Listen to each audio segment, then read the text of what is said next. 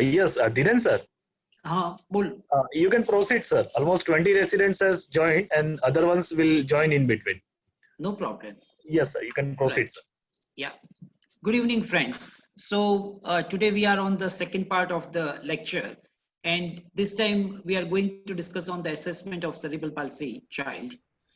As the title says that it's not as difficult as you think, because a lot of people have a feeling that it's very difficult to have a or examine a child with cerebral palsy, or if we get a case in exam of cerebral palsy child, I will fail. It's not like that. What I'm going to describe and discuss today is a simple assessment which everyone can do it. We just need to understand few points. So let's recapitulate a few of the points which we discussed last time. We discussed that cerebral palsy is an upper motor neuron type of disease in which the major reason or the motor impairments are because of spasticity. Spasticity over a period of time leads to a muscle contracture, or we call it a short muscle, which ultimately leads to additional problem in the form of joint deformity. We also understood that weakness is one of the feature of cerebral palsy, and that is one motor impairment, which is also responsible for problem. And we also discuss about the deficient selective motor control. So these are the 5 motor impairments or the factors which are results for motor impairment. Today I'm going to discuss the one which orthopedic community has realized in last 2 decades. So that's a new concept, and that concept is about long muscles. Some of the muscles in cerebral palsy children, they become long and they create a problem. So how they create a problem, that we will understand in a minute. But before that, let us understand that why they become long. So let's see that this is one bone. This is second bone. The area where these two bones are joined are called joint. Now at this joint, the bone is moving like this.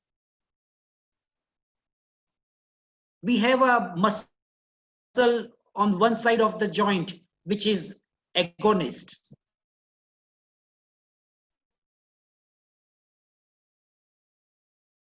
antagonist. Now let's see that if by some or the other reason, if muscle become one agonist become short, what will be the effect on the antagonist? What will happen to the muscles which is on the other side? Yes, Shrikunj, can you unmute, and I would like to hear their answer. Yes, sir. All the residents, you are being muted by me. So whenever sir asks a question, you can unmute yourself and you can give answer, and then again mute yourself. So any residents want to give answer, please proceed. Sir, So other the muscle will antagonist be will loosened. Yes, will be It will be lengthened. elongated. it will be lengthened. Very good. So like when one group of muscles become short, the agonist, they become long. Very good. I'm really happy that you understood the concept well. Orthopedic community took 50 years or 60 years to understand this concept. What you understood in 2 minutes, the orthopedic community took 5 decades to understand this point. So yes, when agonists become short, antagonists become long. What I said is like it took a long time, and orthopedic surgeons are not an exception. This we have seen in other field also. Let me give you an example in cricket. The testicular guard was started or was used since 1874. It took 100 years to have helmet in the cricket. So it took almost 1 century for people to realize that the brain is as important as the testis or the scrotum, right? So such delayed understanding is very common in various fields, and orthopedic community is one example of that. So let's come to a video. So now I want you to tell me, first of all, which muscles can be a short. By watching this video, can you tell me which muscles can be short? If you could, yeah, please unmute them. Yes. Gastrocnemius and Gastrocnemius. Okay, gastrocnemius and hamstrings. Hamstrings. Hamstrings. Okay, good. Good. So one thing is very clear, which you can really see easily, that knee is flexed, so hamstrings are short.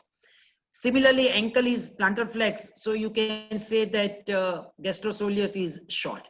Just to clarify the difference, gastrosoleus is a muscle, tendoachilles is a tendon.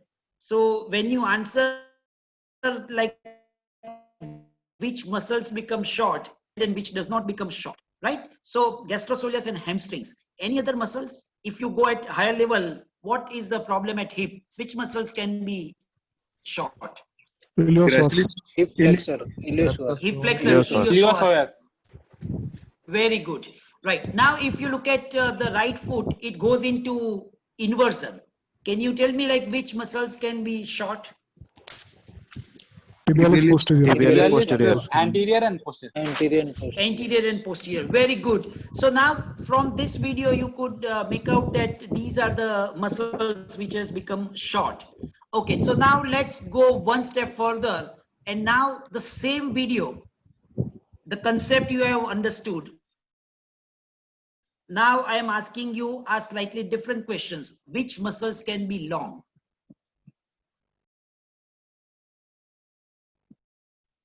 In the ankle, the Peroneus. tibialis anterior. Tibialis? In the ankle, ankle the dorsiflexus, right? That's a tibialis. ankle dorsiflexus. Tibialis anterior. Good, right? Knee as well extensors as and peroneus hip Peroneus extensors. longus and peroneus brevis. Peroneus longus and brevis. Okay, right? and in the knee quadriceps can be Quadriceps. The quadriceps at the knee level. Okay, then and at rectus the hip. rectus maybe sir. Gluteus. Gluteus muscles. Gluteus and the rest. Gluteus is a big group of muscles. That is medius, maximus. So which muscles can be? Maximus. Maximus. Maximus, Gluteus right? So maximus. hip maximus, which is hip extensors, can be long. So good. Like say, once you understand the concept, immediately you can start applying that into the practice. So previously, before a few minutes, you were knowing only the short muscles. Now you are able to understand that muscles can be long also. So which muscles are likely to become long? The abductors, particularly when there is adductors are spastic or a short, the opposite group, that's abductors, can become long. The second, knee extensors can be another muscle which can be long, that's a quadricep. Ankle dorsiflexors or the tibialis anterior. Hip extensors, that's a gluteus maximus. And if you consider tibialis posterior as a short muscles, then peronei are also long. So these are the common muscles. Now, at present, we are very well aware about the problem which is taking place at knee extensors. So we will try to understand that problem in detail, because nowadays we use the surgery for this muscle, which is usually along in cerebral palsy patient. So first of all, let me ask you a question, like how does a long quadricep affect standing and walking? Can anyone tell me like what will be the effect if the quadricep is long? What will be the effect of that? So the moment arm will become excessively long and quadriceps will become inefficient, leading to buckling. Okay, quadricep will become inefficient. When it will become inefficient? In which range? Knee flexion. No, like see, suppose we look at the knee range from 0 degree, that's a full extension, to full flexion, that's 100. Terminal extension, sir. Terminal 40 extension. degree. Terminal In which range the long quadricep will be weak? Very good, terminal extension. Okay, so like that point I will try to make you understand. Like in the terminal extension, a long quadricep is not effective, and that creates a problem. So let's understand that. So quadricep has a two portion. The one is a muscle, which is usually in the suprapatellar area. So which is made up of 4 muscles: the vastus medialis, lateralis, intermedius, and the rectus. And then there is a common tendon, which we call it patellar tendon. So the muscle portion is able to contract, it can be stretched, it can become short. While on the other hand, tendon is an area of a muscular tendon area which cannot contract, it cannot become short, it just remains in the same length. Its function is to transmit a force of muscle. So let me give you an example. Suppose the knee range of motion is 0 to 140 degree, the full extension to full flexion. Now, suppose what is a muscle length in the flexion to extension that I am trying to give you. At full flexion means at 140 degree flexion, let's understand that the length of the quadricep muscle is 40 degree. It's fully stretched. The knee is flexed and the quadricep is fully stretched. When the knee is fully extended at 0 degree flexion or a full extension, the length of the muscle has become short, and at this stage the length is 33 centimeter, right? At full flexion it's 40, at full extension it is 33. So in 7 degree of 7 centimeter, the range of motion which takes place is 140 degree. Now let's say that the tendon length is 5 centimeter. Now let's see the total length of the muscle at 140 flexion is 40 plus 5, that's a 45 centimeter. At 0 degree, it's a 33 plus 5 means 38. Is it clear or not clear? Sir, please can you repeat, sir? It's clear or not? Sir, please can you repeat it once? Yes, sir, clear. Okay, let me repeat, because Previous slide. before I come to the next question, let me repeat it. The knee has a range of motion from 0 to 140 degree. Just a minute. Sorry.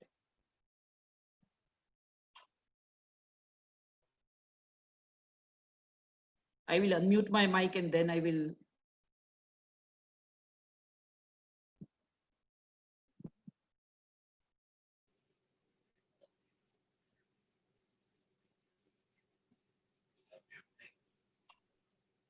So when we move forward, the knee muscle length from flexion to extension at 140 degree flexion, it's 40 centimeter. At full extension, it's 33 centimeter. So by 7 centimeter of muscle action, then we are able to get a full range of motion, right? 140 degree range of motion is achieved by a 7 centimeter of muscle contraction. In addition to that, there is a tendon length which is 5 centimeter, which is not going to total tendon length at 140 degree flexion. It is 40 plus 5, 45 centimeter. At full extension or a 0 degree flexion, it is 33 plus 5 or 38 centimeter. Again, the difference is same. The 7 centimeter difference is there. Now, let me give you a question. Patellar tendon length, instead of it becomes from 5 to 6 centimeter. So now the shortest length which is possible is 33 plus 6 centimeter. Previously it was 33 plus 5. So now it is 39 centimeter. Previously it was 38 centimeter. So can it produce full extension? Yes, Rikunj, can you please unmute them, and I want to like to listen their answer. Yes, sure, sir. Anybody wants to give answer? Please proceed. It will not produce full extension. Some terminal Yes, it will not restriction. produce full extension. Okay, so what we call it? What is a name given to that when we cannot, when the muscle cannot produce full knee extension? What we call it? Quadriceps lag. Extension leg. Extensor leg. Extension leg or the extension leg. Very good. Yes. So let's see that phenomena. like this is a child. When we start examination, we start with a 90-degree knee flexion. When the quadricep is long and the patient tries to extend it, the patient cannot extend it fully. The knee remains short of full extension, and we call it extension leg. So when quadricep become long, it cannot extend the knee fully, and it produces extension leg.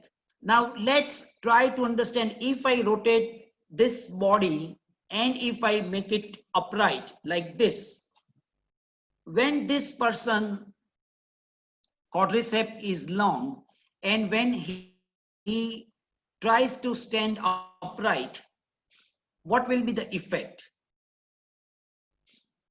Shrikuchya, please unmute them. Yes, sure, Deflection sir. attitude. He won't be able to lock the knee. It Physiological will locking not be will able to lock the knee, or like the child or a person will stand with a knee flexion. Right? So now it's not the hamstring which is causing the knee flexion. It's a weak quadricep or a long quadricep which is producing a knee flexion. Clear or confusion? Clear, sir. Clear. Clear, sir. Okay, good. Right. Fine. So long quadricep cannot allow the person to stand with a fully extended knee or with the knee locked. Right. That's a very important point, and that we will come to see later on when we come to the treatment part.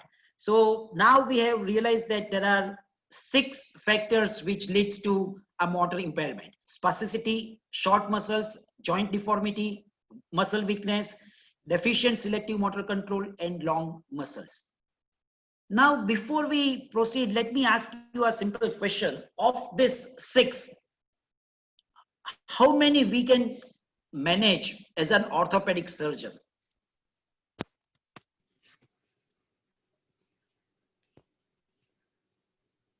Yes. Of the 6, how many we can treat? Joint deformity. Joint deformity, Everything- very good.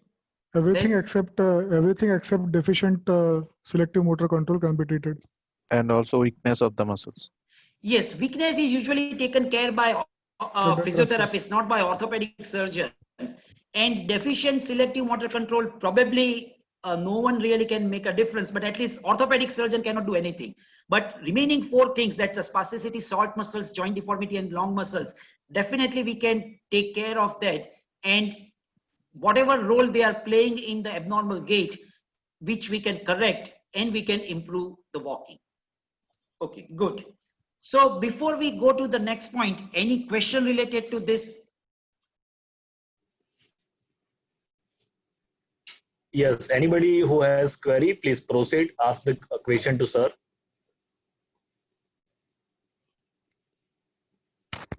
Okay, fine. If there is no query, then let's go to the next point. That is types of cerebral palsy. The cerebral palsy can be classified, one, according to the tone. So we saw that the one common variety is spastic. The second is dystonic. Sometimes it's ataxic, hypotonic. So these are the various types of cerebral palsy. That is according to the tone abnormality. Now there is another classification which is known as a topographical classification, means which part of the body or which segment of the body is involved. From that we call it a topographical classification. So according to topography, the first type is hemiplegic, in which half of the body is involved. So there is a brain damage mainly on one side. So if right side of the brain is affected, it will produce the effect on the left side. Now, as shown in this figure, if you see that the red color is more over the upper extremity. So that suggests that in hemiplegic, upper extremity is more involved than the lower extremity.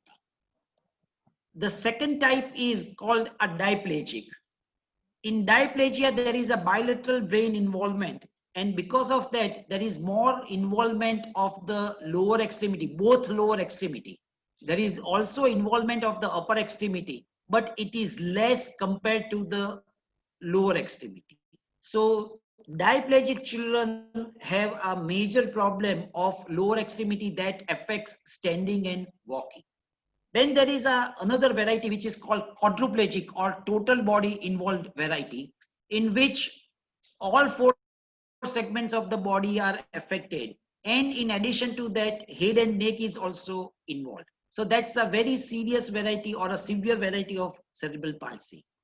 Now, there is one problem with this classification is that if you ask 100 children and ask a group of people to classify them, the reliability, that's we call it inter-observer reliability, is not really good with this classification. So sometimes X patient, I call it diplegic, the other examiner will call it quadriplegic. To one child, I will call it hemiplegic. The other person may call it diplegic. So inter-observer reliability is not good, but this classification is very useful for us for prognostication. And I will just tell you simply that what is the effect of this classification. If you look at the first hemiplegic child, 100% of hemiplegic children will walk. So if you have a patient who is hemiplegic, you can always prognosticately say that this child is going to walk. On the other hand, if you look at a diplegic, the second variety, 90% of them walk. On the other hand, if we come to the third variety, which is severe one, in that case, only 10% of the children, they walk. So hemiplegic 100%, diplegic 90%, and quadriplegic 10% of the children walk. So this is the use of classification. Now there is one common question by the examiner. What is the difference between diplegia and paraplegia? Can anyone tell me what is diplegia and what is paraplegia? What is the difference between the two? So in paraplegia, upper limb will be normal, whereas in diplegia, there is involvement of all the four limbs, but lower limb involvement is more severe than upper limb. Yes, so that's very important. In diplegia, the lower extremity as well as the upper extremity, they are involved, but lower extremity are more involved, but there is involvement of upper extremity. On the other hand, in paraplegia, upper extremities are completely normal. It's mainly the lower extremity they are involved. Any other difference from the etiology point of view?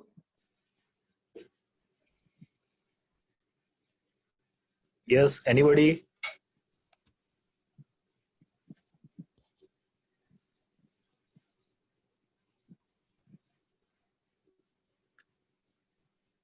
When we will see diplegia and when we will see paraplegia? Sir, diplegia we usually see in periventricular lesions, whereas paraplegia in high cervical cord lesion, high cord lesions, we can see paraplegia, sir. Right. So diplegia is because of the brain injury, the injury in the brain. That's a periventricular leukomalacia. While paraplegia is because of the injury at the spinal cord level. So there is a difference at the level. This is a CNS, diplegia is CNS problem, while paraplegia is spinal cord problem. Okay, now we come to the very important point. That's a severity of motor impairment. And I consider that as one of the most important discovery in cerebral palsy in last 2 decades.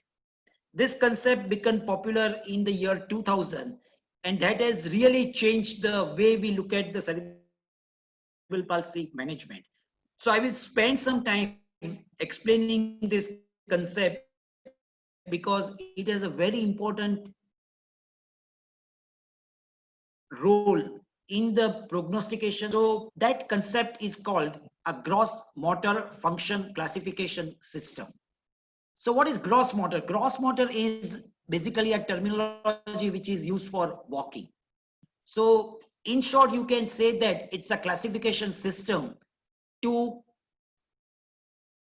check or classify the walking function or the walking ability. So that's GMFCS. There are 5 types of GMFCS. This has nothing to do with Congress. So this is just a open spreaded hand fingers. There are 5 types of GMFCS level. The level 1 is the best one, while level 5 is the most severely affected or the worst type. So type 1, they are almost normal. They don't need any support. I will show you the video as well as the pictures to make you understand about GMFCS level. But just try to understand what is GMFCS level. So level 1, they are almost like a normal person and they usually don't need any support. But for certain difficult activities like walking on an uneven surface, going on stairs, they need support. The type 3, they always need support. The type 4 is even more affected. So they need a supporting device like a stick or a walker or a crutch. But in addition to that, someone also has to hold them. So their support requirement is a passive device like a walker or a stick or a crutch.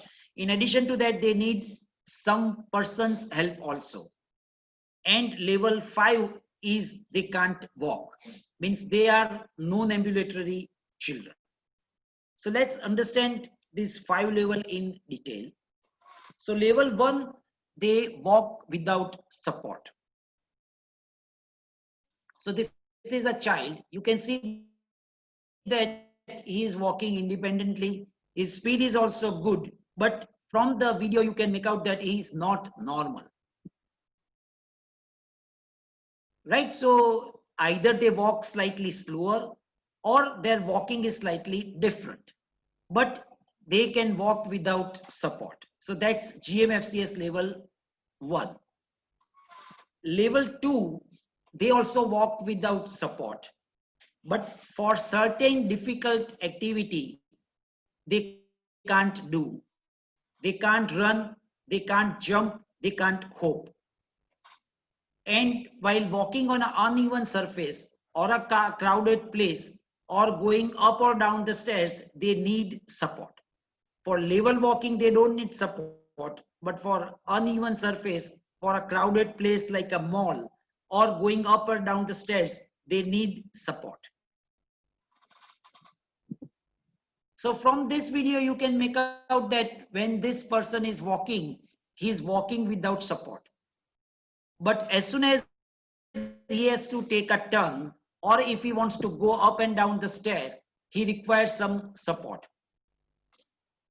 So to differentiate between level 1 and 2, there are very good pictures. And this picture shows that level 1 child can run, while level 2 child cannot run. That child can walk. If you look at the stair climbing, the level 1 can climb the stair without holding the railing, while level 2 always need a support and they depend on the railing. If railing is not there, then they will take a support from the wall, but they need support. Coming to level 3, which is more severely affected, they require support while walking. So that support could be one stick, could be one elbow crutch or a Kennedy crutch, or bilateral stick or bilateral elbow crutch. Sometimes walker, or sometimes walker with even pelvic support. So they need support while walking. To show you some video,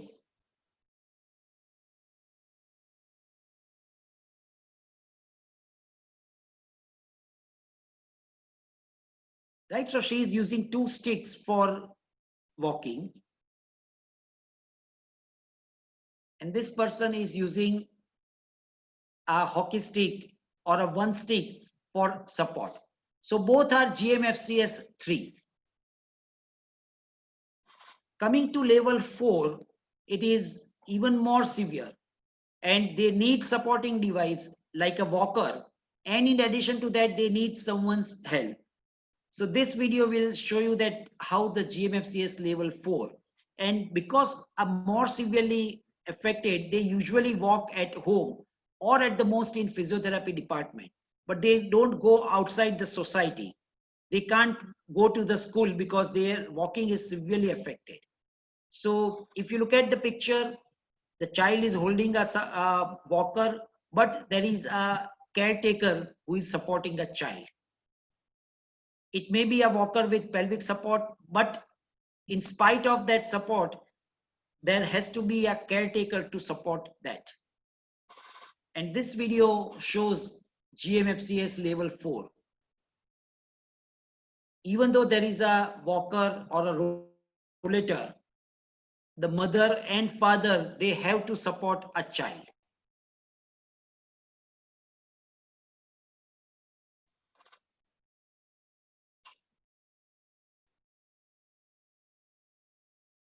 And level 5, these children, they can't walk. At the most, they can sit in the wheelchair or in the seat, in the chair, but they can't walk. So this is the picture. Even when they are using a wheelchair, they cannot control their head, and sometimes we need a head belt also. So this is a video which I'm going to share you. It's a 10-year-old child, and he cannot walk.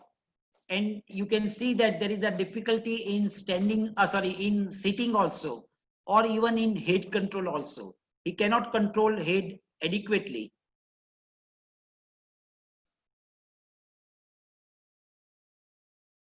Right? So he cannot even control the head. So even while sitting, he requires a support of hand. So this is a level 5 GMFCS child. Okay, so now it's my exam. Shrikunj, please unmute them. Yes, sir. Yes, now I'm going to show you video and you have to tell me which GMFCS the child is. Yes, sir.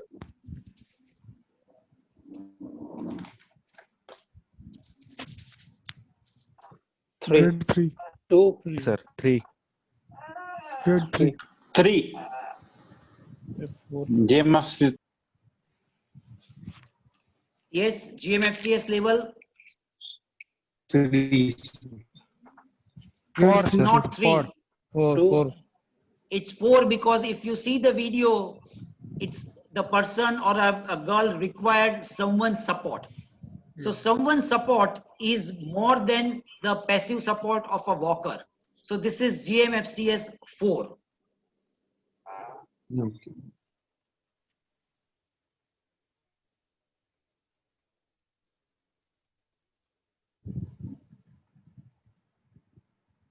Sir, 2. Level 2. Yes, this is GMFCS level 2. Very good. 4. 4.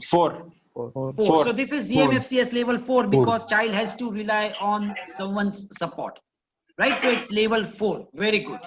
So GMFCS is very easy to learn. So now another question: what decides the GMFCS level?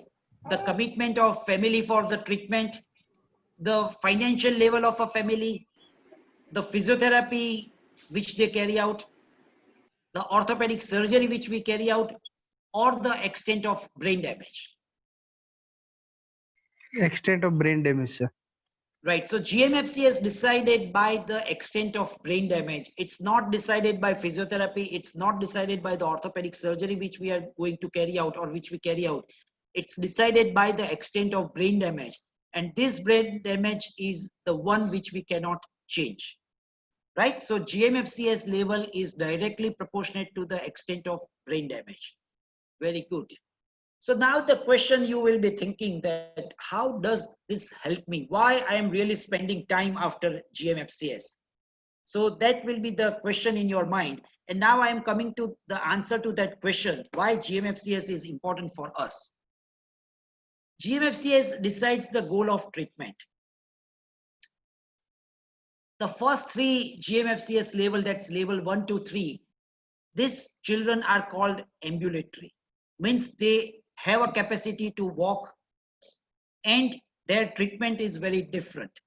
While GMFCS level 4 and 5, they are called non-ambulatory from the functional point of view or from the orthopedic surgeon's point of view. They may be taking few steps, particularly level 4, but they are not going to walk a long distance. They are not going to go in the society. So they are called non-ambulatory children. And the first thing, as soon as you look at any child with a cerebral palsy, you need to differentiate whether it's in an ambulatory category or in the non-ambulatory category. And I showed you that it's very easily you can decide whether the child is in GMFCS level 1, 2, 3 or level 4 or 5. Okay. Any question about GMFCS level before we go to the next step? That's important, how we decide the line of treatment. Yes, anybody wants to ask a question, please proceed. Any doubts regarding GMFCS?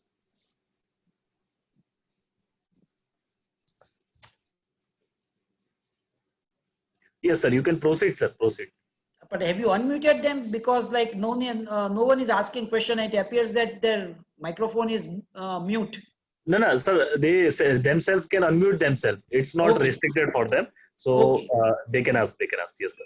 Okay, good. So now the question is like, what is the line of management for our ambulatory children? Basically, they are walking and our aim is to improve their walking. That's a very important goal. As an orthopedic surgeon, our aim is to improve their walking. We want to improve the appearance of walking. The way they are walking is very important for any person, and they want to walk like a normal person. So we should try to do that by our surgery. How we do that, or what is the effect of changing the appearance? It improves the energy efficiency. The way we are walking, that is the most energy efficient walking. Any deviation from that will lead to more energy efficiency, right? So while walking, we consume calories, we consume energy. Suppose a person wants to walk a 100-meter distance. If he is consuming a X amount of calories, a normal child, if you look at a cerebral palsy child, they may be consuming 2 times, 3 times, 4 times the energy while walking. And because they are consuming more energy, they get fatigued or they get tired very fast. And because of that, they can't walk a long distance. So this is a very important point.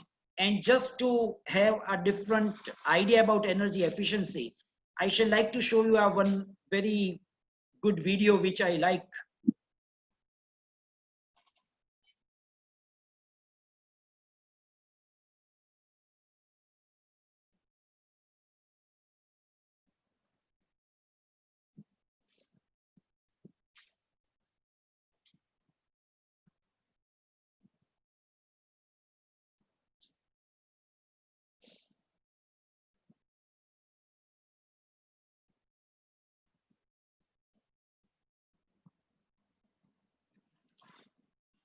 Shrikunj, could they hear the voice? No, sir.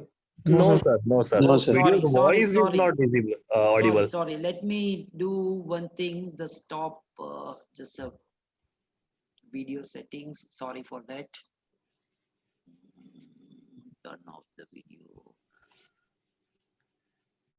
Sorry. Where I need to change the setting to enable this.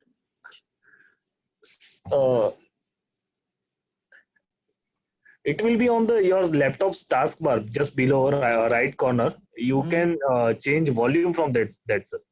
No, volume I can hear, but the problem is you can't hear. That is a problem. So just let me. Okay, the video played with voice. You Yeah, are able I can to... hear. I can hear. The problem is like because my microphone is active, it is not allowing you to hear that. Okay, So let's okay, see that okay. audio. audio, you separate, mute my microphone.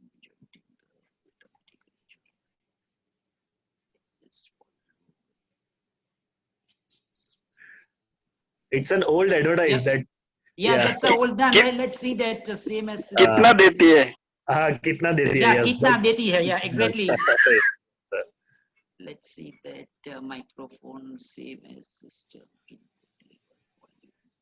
So you again play that video and try some options. It will be more feasible to you. Yeah, let me see that. You try to play that video and then try some options. Yeah, let's see that.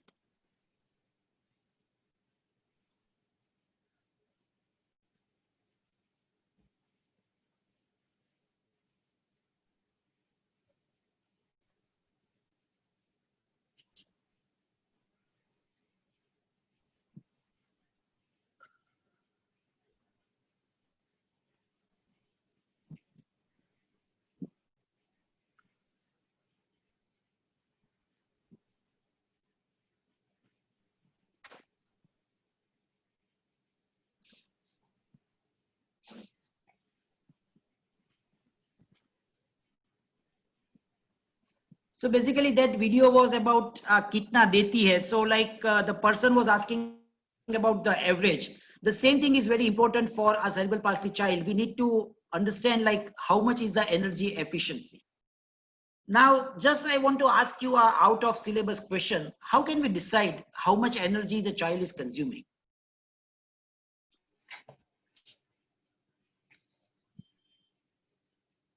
You are in a setup where you don't have a hi-fi thing.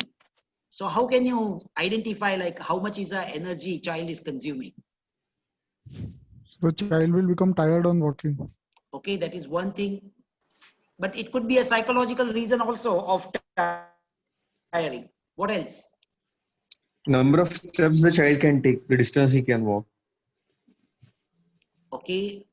Anything else? No, that's not the correct answer. I want more, something different.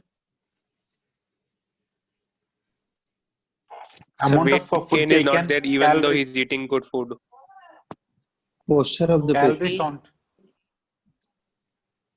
Okay. Let me give you a clue. Yes, yeah, calorie. Calorie count of the patient taking and the work usually he does. Okay. Both. Okay, let me give Even you though a he's clue. eating, but weight gain is not there. Okay. No. You are not in the right direction. Still think further. Let me give you a clue. If you jog, what happens to your heart rate? Heart rate is more. Fatigability, sir. Early fatigue. Sweating and heart rate will be high. Right. So the most reliable criteria for a setup or for a doctor who does not have a hi-fi thing, there is a special instruments available which measures the physiological cost index. They cost in lakhs, but actually you don't need anything such hi-fi things. The simple pulse oximeter which we are using measure the child resting heart rate. Ask a person to walk 20 meter distance, 20 meter, and look at the increase in the heart rate. Suppose child resting heart rate is 80. From that, when child walk 20 meter distance, heart rate increased to 100. Then it's a 20 beat increase in the resting heart rate. So that is basically one criteria, like how much percentage the heart rate increases while walking. So a severely affected children, when they walk 20 meter, their heart rate increases significantly because they are consuming more energy. So that's an easy way of measuring how much energy the child is consuming. Okay, so now let's go to one step further. Coming to the examination, the most important point for you, like how to examine a cerebral palsy child. Before I proceed, I would like to tell you the Pediatric Orthopedic Society of India is going to start a new project, and we have given a name to it, Aposi Gurukul. And the aim of that program or a project is to train the young postgraduates, to make them aware about the pediatric orthopedic conditions. So on 19th June, after 10 days, we have the first lecture, and that lecture is on the examination of child's hip. So Dr. Vidyasagar from Hyderabad is going to take that lecture, and we have two very senior examiner as a Sadguru, means they are going to guide you about like what questions they ask in the exam related to hip examination, or what are the common mistakes students they do in the examination. So I will circulate the information about this session to you, but try to attend it, and it will definitely help you in passing the exam, because examination of child's hip is a very common question, particularly in the practical exam. Okay, so now we have decided the GMFCS level, and the question is how it decides. GMFCS level 1, 2, 3, basically we carry out assessment to improve walking, because our aim is to improve walking. Level 4 and 5, the assessment is very different, because in those children, they are considered as non-ambulatory, and our goal is not to improve their walking. Our goal is different, and that we are going to see in the next lecture. Okay, so now we come to our assessment of ambulatory children.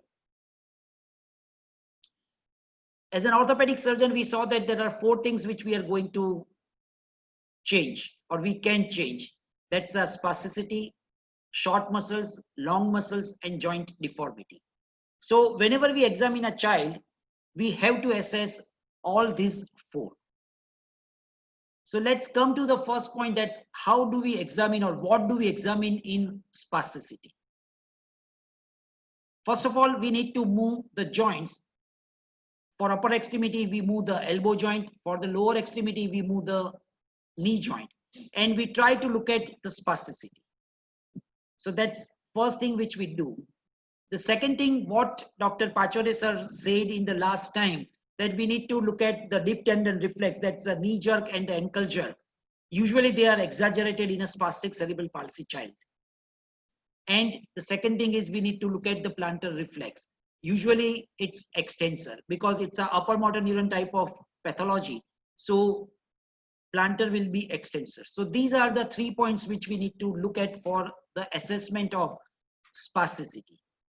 We are not going to quantify how much is a spasticity. We are just going to see whether it is there or not. Okay. The second thing is now coming to the most important thing is the short muscle examination. How do we look at the muscles which are going to become short? So I have selected the 5 commonly affected muscles for this examination. First of all, I will show you what are the effect of those muscles. So once you understand that, I will show you how to examine that particular group of muscle. So commonly affected muscles which we are going to discuss today are adductors, hip flexors or the psoas, the hamstrings, the gastrocsoleus, and rectus femoris. So we will understand about how to assess these 5 muscles. These are the muscles which are usually become short in cerebral palsy children. Okay, so let's start with the hip adductors. As shown in this picture, the function of adductors is to adduct the hip. Now, if child has an adductor spasticity or adductor muscle has become short, how does it affect the child? It leads to a scissoring, that's a crossing of the legs.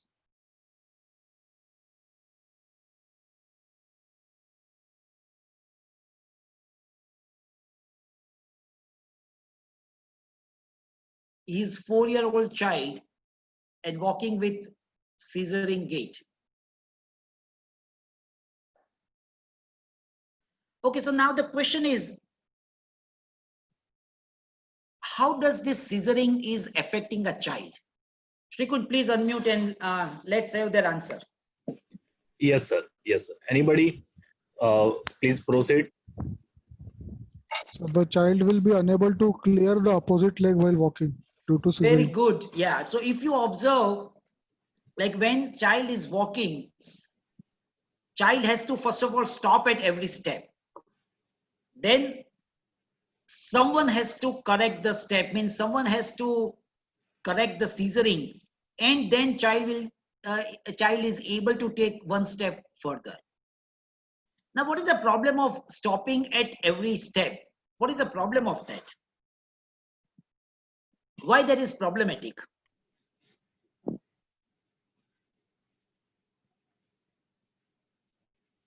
Yes, anybody? And energy efficiency is reduced. Yes, very good. Yeah, energy efficiency is affected. The reason is this is something like if you have a two-wheeler or a four-wheeler, by going every 5 meters, if you stop and then you start it again. So you go 5 meters, apply a brake, again you start. What will be the effect on average? The fuel efficiency will be very seriously affected. The same thing happens in this case also. Like every time the child has to stop, so to again start the walking, the child has to consume more energy. So it affects the energy efficiency directly. Then the second is like someone has to correct the step. So basically child is constantly dependent on someone for walking. The third problem, over a period of time, particularly when spasticity is too much or the scissoring is too much, the child constantly keep the legs adducted, and that results into a problem in cleaning the private parts. If family wants to clean the private parts, it's extremely difficult, particularly when child has too much of scissoring. The fourth problem, over a period of time, the adductor spasticity combined with hip flexor spasticity will lead to a problem which is called a hip dislocation.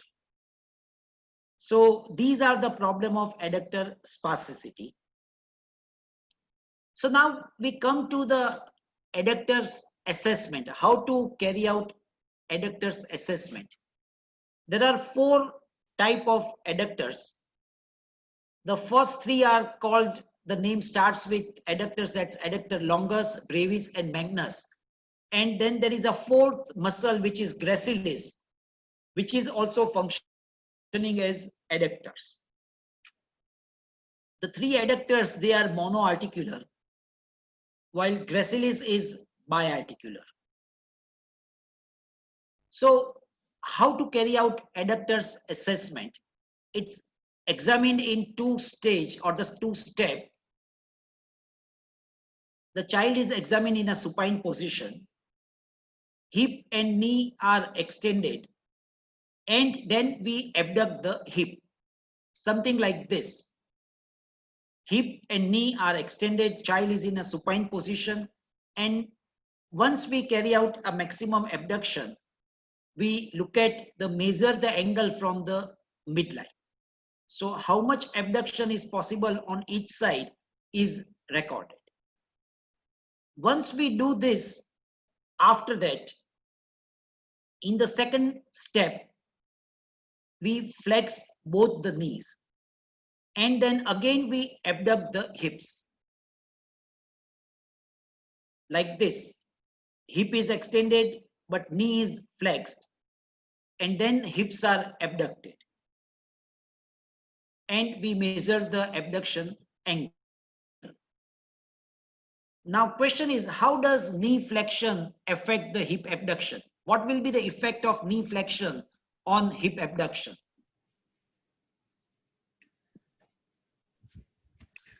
Yes, anybody? Gracilis will be relaxed. Yes, Gracilis gracilis will be relaxed. Good, because it's crossing the knee joint, and when you flex, the gracilis will be relaxed. Will it increase the abduction or decrease the abduction?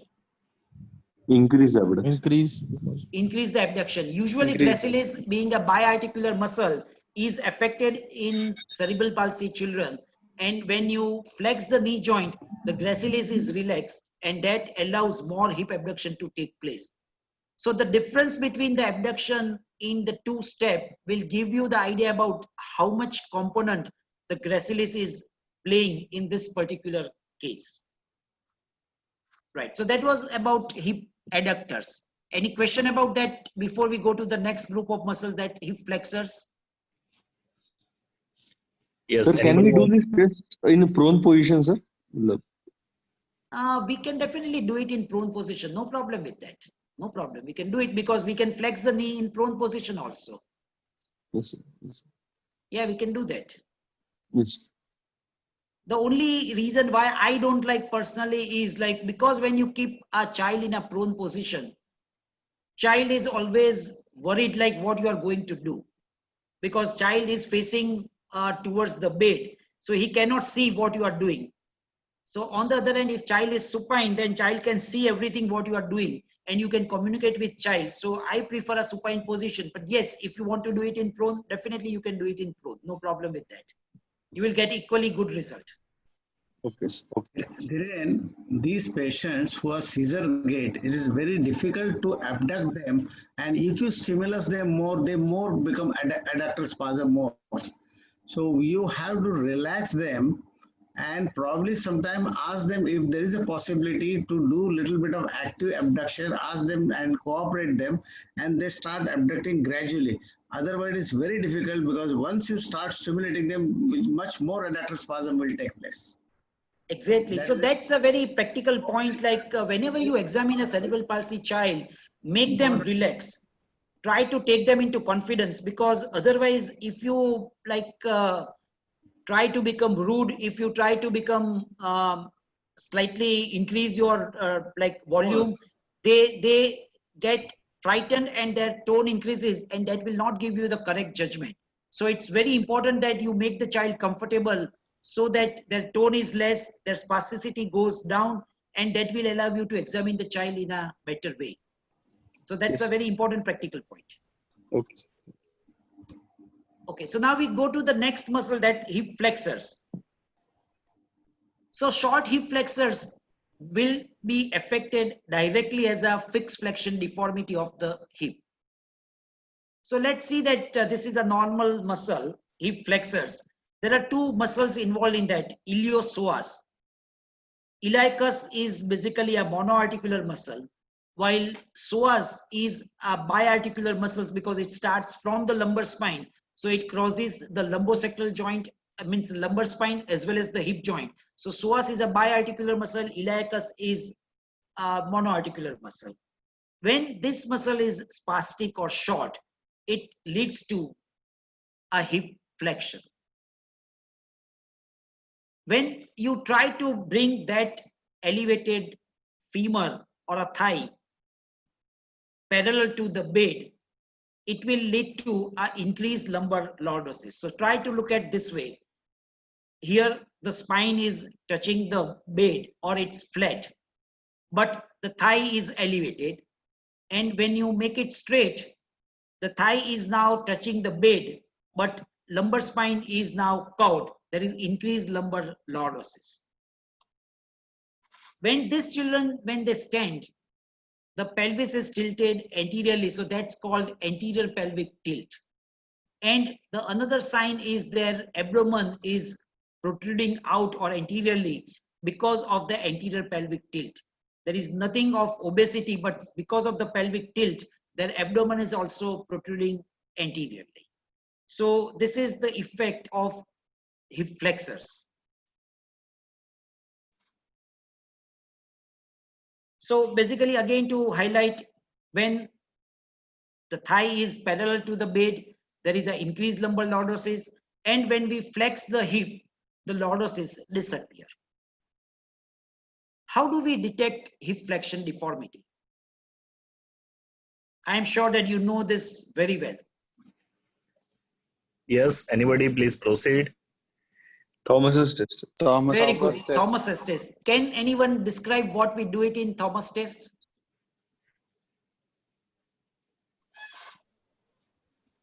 Yes, please take part in interaction. Please proceed.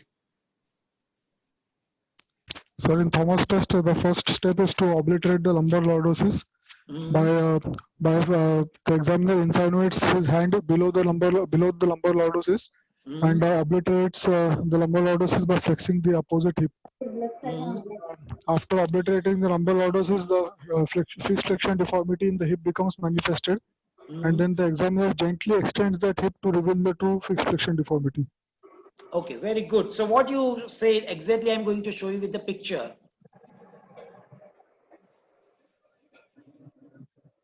You try to flex the opposite hip till the lordosis is obliterated. And when you have obliterated the lordosis, you look at the angle the femur affected side makes with the bed or with the horizontal surface. So this yellow arc, the red arc is the FFD.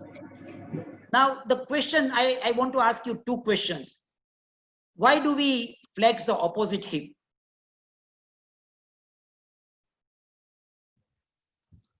So to bring about anterior pelvic tilt and to decompensate the deformity by obliterating the lumbar lordosis and by causing anterior pelvic tilt.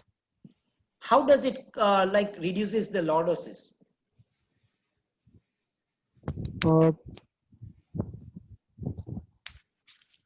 Sorry, sir, posterior pelvic tilt. Lumbar lordosis will be reduced because when we flex the opposite hip, the pelvis will be tilted posteriorly and the lumbar lordosis will obliterate. Yes. Whereas when the fixed flexion deformity of the hip is manifested, the lumbar lordosis is exaggerated to bring the hip in neutral position. When we flex the opposite hip to obliterate the lumbar lordosis, there is a posterior pelvic tilt. Okay, then let me ask you another question. This is slightly more difficult. If opposite side hip or a contralateral hip is fully flexed, what will be the effect? You said that you need to flex till the lordosis is obliterated, but someone takes the full flexion. Lordosis will again increase.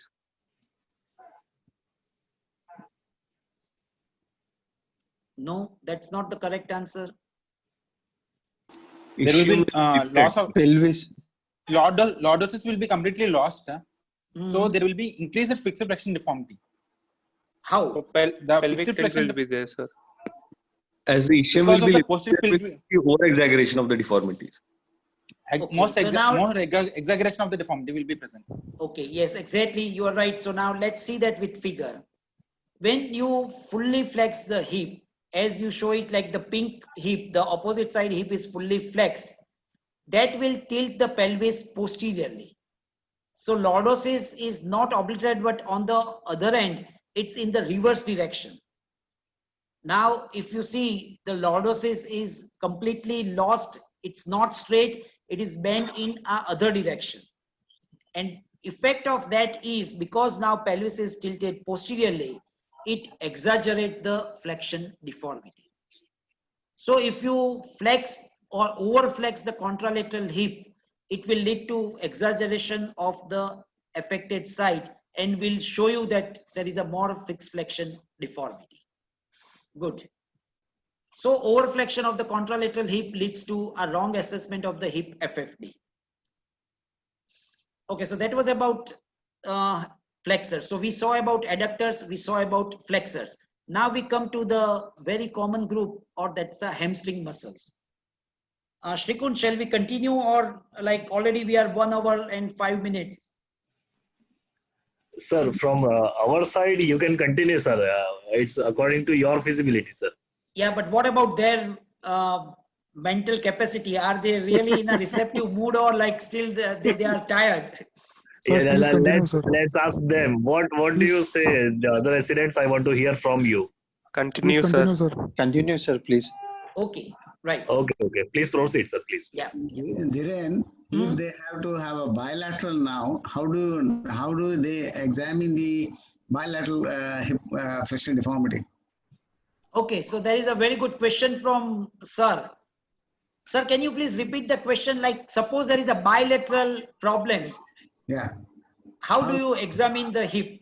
How do you assess the flexion deformity? We have to flex both the hip fully first. Modified thumbs, sir. Yes. So what is that modified Thomas test? Yes. Both if both anybody hips are wants- fully flexed, and after that, we whatever hip we are examining, we have to extend slowly, and at the point when the lumbar lordosis starts appearing, then it is the fixed flexion deformity in that hip. Okay. Correct. Sir, is it the correct answer or? Yes. He's my student. That's why it knows. Yeah, okay. So this is every examiner has a peculiarity, and it is always good to have a different examiner because so this is one thing I realized that this is a peculiar question of sir, and whenever he's a DNB examiner, he will ask this question. Good. Okay, so now let's go to the third group of muscle. That's a hamstring muscle. We have 4 hamstring muscles. On a medial side, we have 3. That's a semimembranosus, semitendinosus, and gracilis. Now, let us understand that gracilis was also there in the adductor group also, and it is also on a medial hamstring side. So gracilis has a dual function. It works as a hip adductors, and it also works as a knee flexors. On the lateral side, we have another muscle, which is biceps femoris. So all 4 will form a group of muscles which called hamstrings. Now, a question is like, what are the effect of short hamstring? If patient has a short hamstring, how it will be manifested?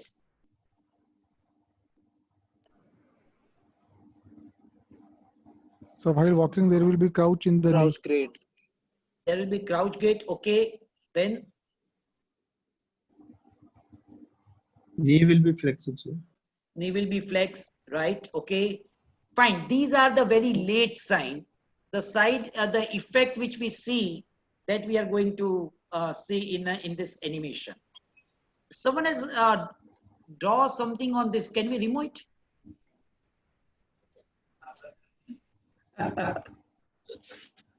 Shrikunj, how this has come? This blue. Let me see, sir, because It is the only Srikunj can do it. Nobody can do it because he no, has no, got. sir, I have not done it yet. No, sir. Nobody else. Dhiren, sir. Yeah. It has happened to Sir, me also. just give once escape tab, and then again you do full screen, sir, please. Okay. Okay, it's there. Sir, are you able to click on it and delete it? Just try once.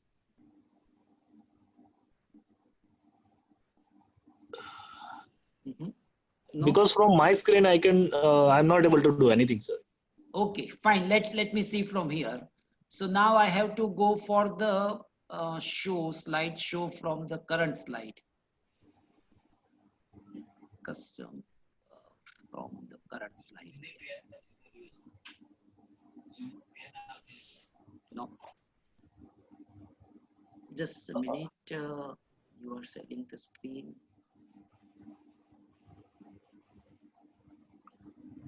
Yeah, now I will be able to probably clear. Yes, good. Okay. Yes, sir. Yes, sir. Yeah. So the first effect is like when the hamstrings are short, the first effect is effect on the step length, and it reduces the step length. How this effect takes place, let us see that. So we are looking at the side from the right side.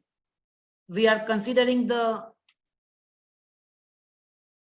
movement. Again, this has come. I don't know from where it is coming. Don't worry, let's go. So now this limb is in the terminal swing, and look at what is happening at the knee joint. Right now, at this stage, the hip is flexed, the knee is extended, and hamstring is in fully stretched position. Now, let's see a situation where hamstring is short. Now, what will happen to this knee? When person tries to extend it, what will be the effect on the knee joint? Inability to extend completely, sir. It will not be able knee to flexion. extend completely. So in that case, it will move like this. In the previous case, it was able to extend like this, but here it is not able to extend fully because of the short hamstring. So the first effect of short hamstring is it leads to a reduction in the step length. The person walks with short step. That's the first effect of short hamstring. The second problem it leads to is it leads to apparent equinus. Again, we will see that how it occurs. So we are looking at the swing phase, and in that, this is how the limb move forward. Now, as shown over here, at this stage, the hamstrings are fully in a normal position. So hip is flexed, the knee is extended. Now, if hamstrings are short, it will move up to this point and knee cannot extend beyond this point.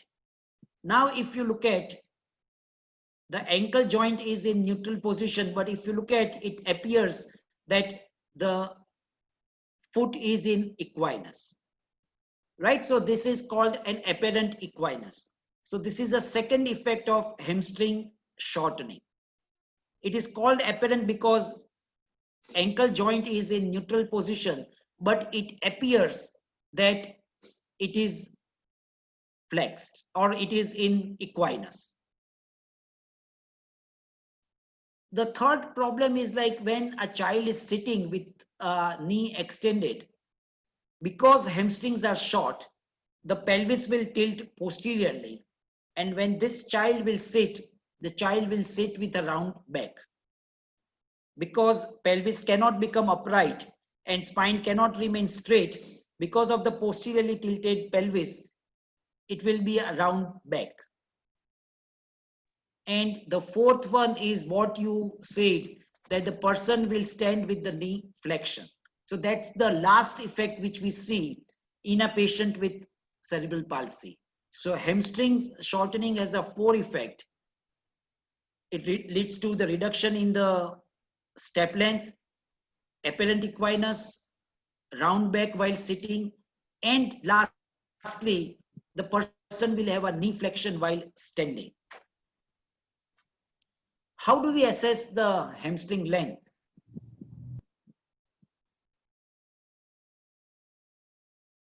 Yes, the question is, how do we assess hamstring length? Yes, anybody? So we do the popliteal angle test. Okay. This is the popliteal angle test. We measure the R1 and R2 measurements as per the modified as per the Tardieu scale. And in cerebral palsy, R1 gives the amount of the difference between R1 and R2 gives the amount of spasticity in the hamstrings. That is the dynamic component. Okay, right. And now, first of all, let me tell you that I am not, this lecture is basically for the postgraduate.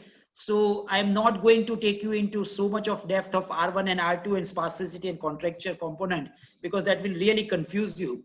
So I would just answer the question in the way that for the hamstring length, the test is called a popliteal angle test. And what we do in that test is very simple. The contralateral hip and knee are extended. The one side which we are testing, the hip and knee are flexed to 90 degree. And then we slowly extend the knee joint. So just to see that the blue one, that's the opposite side, their hip and knees are straight. The one which we are measuring, that hip is flexed to 90 degree, knee is also flexed to 90 degree. And then we gradually extend the knee joint. And at the point where we stop, the hamstrings, when they are short, they will not allow the full extension to take place. And the angle leg formed with the vertical line is called the popliteal angle. So the blue triangle or the blue angle which is shown over here is called the popliteal angle. So this is a video, right? So the angle formed with a vertical line and a leg is called a popliteal angle. So now let me ask you a question. There is a child on the left side, the popliteal angle is 60. On the right side, the popliteal angle is 80 degrees. So which side the hamstrings are more short, right or the left? Right side. Right side. So as the popliteal angle increase, that says that the hamstrings are becoming more tight or more short, right? So as the number of popliteal angle increases, that shows that the hamstring shortening or the hamstring length is becoming less or the shortening is increasing. Okay, any question about the hamstring before we go to the next point? Yes, anybody wants to ask a question? So one doubt is there. Whenever the hamstrings are short, I did not understand whether it tilts the pelvis anteriorly or posteriorly. When the child attempts to sit with extended knees, he sits with a rounded back when the hamstrings are taut. So in this case, whether the pelvis is tilting anteriorly or posteriorly, sir? Okay, let me go back and show you that. Okay, now try to see that if the hamstrings are short, the hamstrings are attached to the ischial tuberosity. Ischial tuberosity is behind the hip joint. So Yes, when sir. hamstrings will become short, what will be the effect on pelvis, whether it will move anteriorly or posteriorly? Posteriorly. Posteriorly, right, because ischial tuberosity will move distally and that will cause pelvis to tilt posteriorly.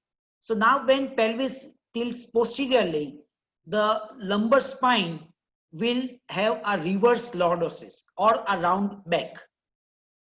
So that's one of the sign of hamstring shortening. Okay, sir. Clear? Yes, sir. Yeah.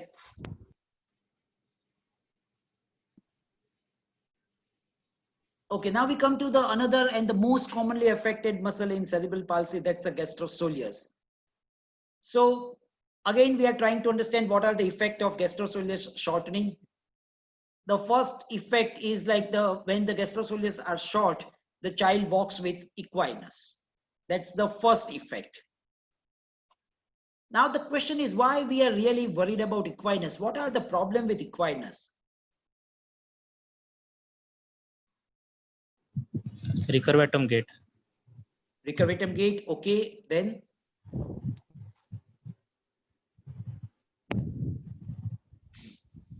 Lengthening on same side.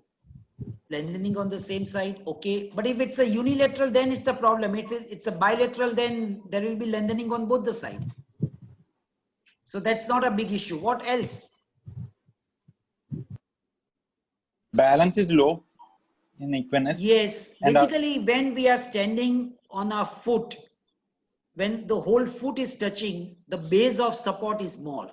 When person is standing with only on a forefoot, the base of support is less, and that results into a difficulty in maintaining the balance.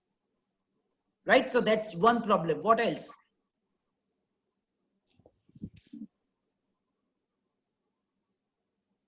What happens to a foot when child continues to walk with equinus? Callosities will develop in the anterior part. Yes, the Pressure forefoot source. will become broad and the skin underneath the forefoot will become thick or will develop callosity. Yes, so the most important thing is like when child is walking with equinus, only the forefoot is touching, that's a very narrow base of support. Child has already a problem with balance and this will increase the fear and that will increase the spasticity. The forefoot over a period of time become broad, the heel remain small, the forefoot become broad. Then as someone said, the knee may hyperextend. So let's see this. Here the heel is up, but many times after few years, the heel will start touching the ground, but there will be an effect at the knee joint, and now there is a recurvatum. To show you this, let me show you this video.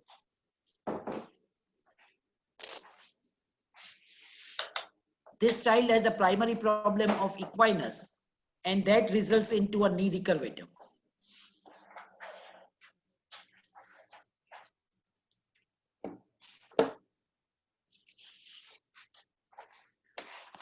Then the major problem is it leads to a midfoot break.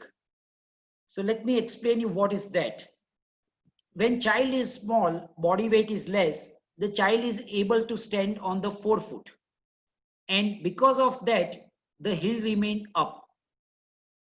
However, as the body weight increases, this part of the foot, the talonavicular joint, the foot will break at this point. And that is called a midfoot break or talonavicular break. This is a very common problem in cerebral palsy, particularly in diplegic. And one of the reason of that is a gastrosoleus shortening. If you don't correct it, it will lead to a problem at midfoot break. So dorsiflexion cannot take place ankle joint, but a wrong dorsiflexion has taken place at the talonavicular joint, and that is called a midfoot break. How do we test the gastrosoleus length? The famous test is called Silver's coiled test. In that, the gastrosoleus assessment is like we flex the knee to 90 degrees and we measure the dorsiflexion. Then gradually we extend the knee and look at the reduction in the ankle dorsiflexion. To show you that this is the knee is flexed not to 90 but to 40 degree or 50 degree, and we look at the dorsiflexion, right? So this is the amount of dorsiflexion. Now knee is gradually extended, and again we see, you can see that there is a reduction in the dorsiflexion. So this is what at present the dorsiflexion. Previously this much amount of dorsiflexion was possible.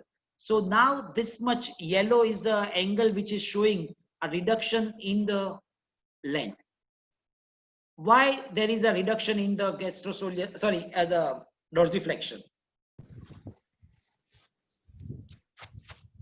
Yes, anybody? Sir, with the extension of the knee, gastrosoleus tries to, as it is shortened and contracted, it will lead to plantar flexion of the foot at the ankle. That will be What will happen in a normal person? Do we see such thing in a normal person? No, sir. As the we normal don't person, see that there will be effect in a normal person. Because there will be in a cerebral palsy child. Yeah. Sorry, please. Yeah, please go ahead. Yes, sir. In normal person, there will be normal stretching of the muscle. Right. That is, constant length will not be there. Mm-hmm. So it will not go into plantar flexion. The dorsiflexion may remain constant. Right. See now, if you remember, last time we discussed that biarticular muscles are more affected in cerebral palsy. Now, when we are talking of a gastrosoleus, there are two muscles, gastrocnemius and soleus. Which one is biarticular? Gastrocnemius. Gastrocnemius is biarticular, and this test, the Silver's coil test, is basically to look at the length of gastrocnemius.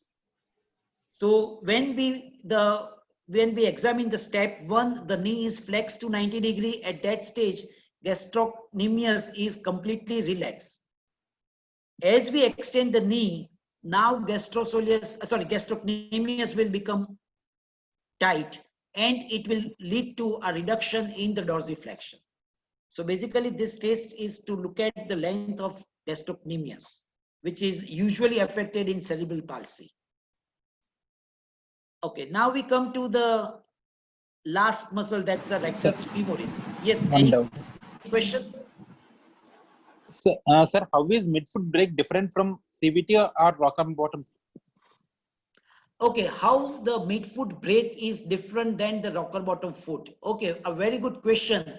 If you look at the deformity, it's more or less the same thing that is there in the rocker bottom foot and in the midfoot break. In rocker bottom, which is we call it a congenital vertical talus. Are you talking of that condition, right? A congenital vertical talus or something else? Yes, sir. That's all. Yes, sir. Same. Yes, sir. Same. Yes, same. So basically, that's a congenital thing. Again, there is a midfoot break at talonavicular joint and calcaneocuboid joint. So more or less, the pathology is same in both. There is a problem at the talonavicular joint. While here it occurs later on. Initially, foot is normal, but the deformity develops later on. Because dorsiflexion cannot take place at ankle, and because of the body weight, ultimately the talonavicular joint will give way and it will cause a midfoot break. Okay, clear? Yes, sir. Yeah, okay. So now we come to the last muscle, that's a rectus femoris. Now in the swing phase of the gait cycle, the limb which is not bearing weight, the swinging limb will move forward. And for moving the limb forward, it's required that hip and knee, they are flexed simultaneously. So when hip and knees are flexed, that makes the limb short or the limb short, and that will facilitate the clearance of the limb, and the limb will not touch the floor. That is what the function of the swing phase of the gait. Now we are looking at the initial swing, just beginning of the swing, and how the body moves, that we are seeing. So this is how the normal swing phase take place. Look at that, there is a very small difference between the toes and the floor. The ground clearance is only by a centimeter.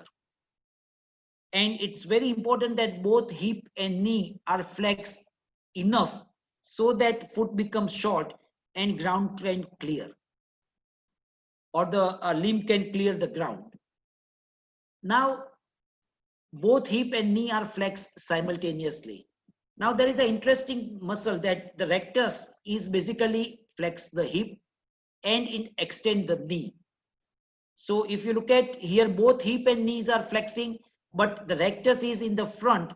It is flexors of the hip and it is extender of the knee. So this muscle behave in a very unique way. The upper part of the rectus becomes short and it causes hip flexors, while the lower part of the muscle, which is in a green color, it elongates, and that allows the knee to flex. Now, if this muscle is short,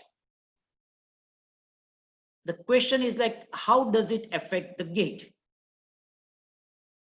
Yes, can anyone tell me what will be the effect? So the crouch will be more because there will be forward stoop while walking. Forward stoop because of increased hip flexion. That is, crouch will be more. Okay, see, crouch is basically a stance phase problem. Now, when we are talking of a rectus, rectus is a swing phase problem, or it's a swing phase muscle. So whatever problem we see will be in the swing phase. Okay. Knee flexion will not be appropriate, sir. Knee flexion will not be adequate because it's short. It does not allow the knee to flex fully. So knee will remain slightly in less flexion. What will be the effect? Why we need hip and knee flexion? To clear the foot of the ground. Yeah, to clear the Over the foot. ground. So when there is a rectus shortening, it will not allow the knee to flex adequately. It will not allow the limb to become short, and that will lead to a dragging of the foot. So let's see that in this animation. Here the rectus is short. So in this case, in the swing phase, look at the lower part. The foot is touching the floor, and that is called a foot dragging. Because of that, there is a front portion of the footwear wears off, and sometimes patient frequently trip or fall down. So this is basically a one problem of our rectus, which is short. It leads to a foot dragging. Sometimes there is a excessive wear in the front portion of the shoes, or sometimes patient trip or fall because of the lack of ground clearance. Okay. So now the last question is how to assess the length of rectus. Which test? Duncan-Ellis rectus prone test. Ellis test. Yes, so there are various names given to that. Some people call it prone rectus test. Some people call it Duncan-Ellis test. In that, the patient is kept in a prone position and the knee is flexed fully. So when you flex the knee, the lower part of the rectus is stretched, and that will cause the effect on the hip, and hip will flex or the buttock will be elevated. So on knee flexions, the buttock is elevated. If that is there, it is called a positive Duncan-Ellis test. So like this, on knee flexion, you can see that the hip is elevated or the buttock is elevated, hip is flexed. So that's a positive Duncan-Ellis test. While this is negative, on full knee flexion, there is no effect on the hip. Right, so basically that was about the short muscles. We saw 5 short muscles which are very commonly affected in cerebral palsy. Any question? Because now we are stopping at this stage. So if you have any question related to short muscles examination, feel free to ask me. So one question, sir. Please.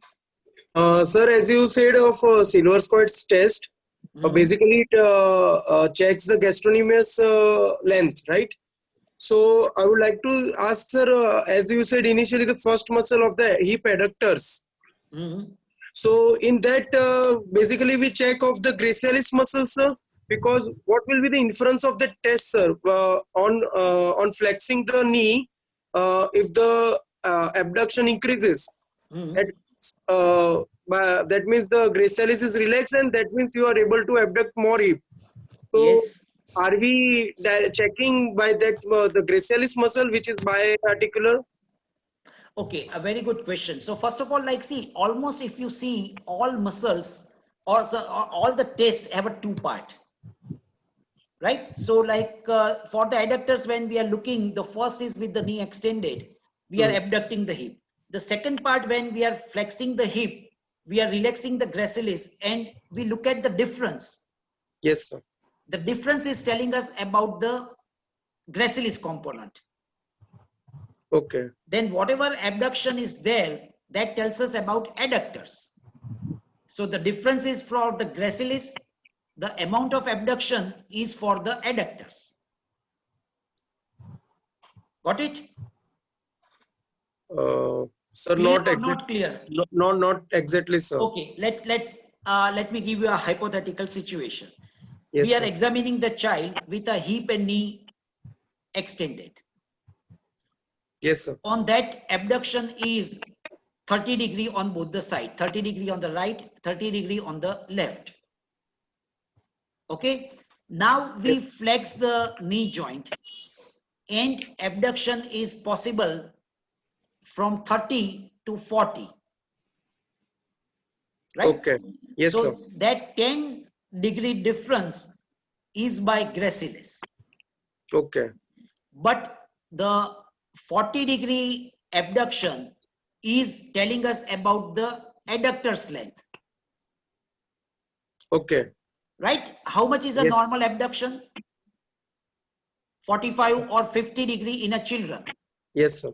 So now even with knee flexion, this abduction is less. So that is telling us about that adductors are also short, and there is a gracilis component also. Okay. Okay. Now on the other end, if the situation is something like that, initially it is 30 degree, but on knee flexion, it comes to 45 degree. So that tells us that it's only the gracilis component is there. Adductors are not affected. Yes, because it has come to normal. Normal, exactly. Yes, sir. Yeah. Thank you. Yeah. Got it, sir. Got it. The same thing is in the Silverskirt's test. The same thing. if you flex the knee and whatever dorsiflexion you get, if you are not getting adequate dorsiflexion, that it tells that the soleus is short. Right? Because when the knee is flexed, the gastroc is already relaxed. Even with that, if you can't get a full dorsiflexion, normal dorsiflexion of 20 degree, then it tells that the soleus is short. And then when you extend the knee joint, whatever reduction is there, whatever difference is there, that is because of the gastrocnemius. Yes, sir. Right? Good question. I am really happy you asked it because I have not clarified that in my lecture. So next time when I will give lecture, I will clarify this, that how to interpret the test. Yes, sir. That was my question. Yes. Yeah. Good. Good. Yes. Anybody else want to ask a question to sir? Please proceed. Sir, one doubt, sir. Like a rectus contracture causes how does it affect the foot to graze the floor, sir? Because it actually rectus contracture causes more amount of hip and knee flexion, which prevents the foot to touch the floor, sir. Okay. No. See, for ground clearance, we need hip and knee flexion. Rectus is good for the hip, it is flexing. But at the knee, it is not knee flexor, it is knee extensor. Okay, yes, sir. Right? So now Okay. if rectus is short, the knee will not flex adequately. Okay. Because of that, limb will not become short, which is required for ground clearance. Okay. Okay, sir. And so it will touch the floor. Okay, yes. Okay, sir. Yes. Anybody else? Dhiren, can I leave, Dhiren? Yes, sure, but sir, it is over now. It's over. Thank you, sir. Thanks. Yeah. Yes. Yes. Anybody wants to ask a question to Dhiren sir? Please proceed. Sir, one question, sir. Sir, while performing the popliteal angle test, sir, do we need to move the leg component fast or slow, sir? Is it the witness who is asking this question? Who is Sir? asking the Rohit? Yes, sir. Okay. Basically, I'm not going into the fast moving and the slow moving. It's a very detailed examination. I think at this stage, I really don't want to go into that thing. But Right. to answer your question, I would say that you gradually move it. Okay, sir. If you move it fast, it will elicit spasticity. Right, sir. Because spasticity is velocity dependent stretch reflex. So we don't want to elicit spasticity. We want to look at the muscle length. So you move it gradually. Sir, Right? one more thing. Yeah. Yeah, Sir, one please. more thing, sir. Yeah. Sir, is it like another lecture for the CP remaining? Because one basic query which commonly asked is like in the examination, like when you will go for the for the differentiation between the spasticity and the contractures. So will you cover in like next time or? I will cover that in the next lecture. It is Yes, there yes. already there. How to differentiate between spasticity and how to differentiate between contracture. That the I will show you first. Then if there is a spasticity, then the treatment is Botox. So that I will show you. If there is a contracture, then treatment is surgery. Lengthening. Yeah, exactly. Okay, sir. Then no problem. So next time, Yes. sir. Management of CP sir's lecture is planned. Okay. So sir will cover in that. Okay, that was I was asking. Yeah. Yes. Okay. Thank you, sir. Yeah. Okay. Thank you. And Dhiren sir, thank you very much from all resident for all your efforts, and it was very in detail with those animations, those videos, those photos. I know it might have taken you a very cumbersome effect to prepare all these lectures, sir. Thank you No, very but much, fine. sir. I always learn while preparing the lecture, so it's good because it's a good thing for me also because I am also learning every time I prepare a lecture. Yes, sir. Thank you very much, sir. Thank you very much thank for your you. time and Thank you. effort, sir. Thank you very much, sir. Okay. Yeah. Bye bye. Okay. Thank you, Bye. sir. Good Bye-bye. night. Good night. Thank you, sir.